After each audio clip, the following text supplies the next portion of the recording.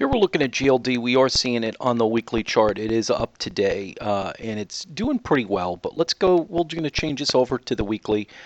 You could see what I mean. Is it's starting to break to the upside, or trying to break out of that lower range. Very similar to what's going on with silver. We talked about it, and keep in mind, you're just kind of seeing this consolidating triangle type of scenario. This is very difficult to kind of trade this. You want to really not get too aggressive, although it's very tempting. I mean, I think you could have a shot of this breaking to the upside. I would just be watching it around this probably 120 level to 118. I think it really has to break that midpoint, right? And I mean those ranges in here to really start to show some potential for this to break to the upside and change a longer term trend direction. Because a lot of times, sometimes these consolidating moves can really just be a continuation of a long decline.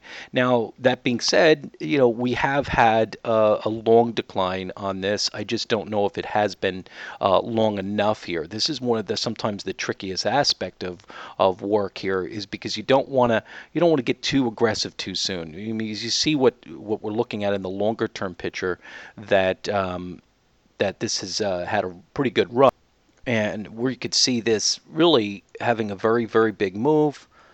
You see the big move, and now you're starting to really see this just kind of come back on a nice retracement range. But overall, you have to anticipate that maybe it's not complete just yet. We've talked about this yesterday and several times, really, and it's really been in this kind of bouncing sideways to a downwards, slanting move that, again, can be very difficult to kind of get out of. That doesn't mean it can't. It just means that you have to watch very carefully, have very close, tight stops, and be realistic about what you're doing and where the targets are. That would be something that I think is important here. And here we put in some pivot points here for where we're starting to see some of the resistance on the day. You can see your midpoint here at 1580 or so.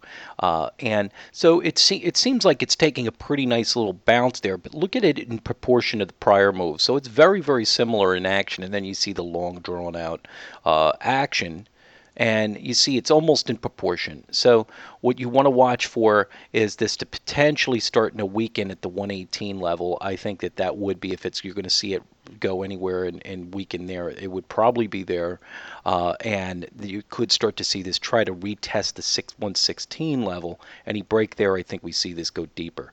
So be careful in this kind of move to the upside.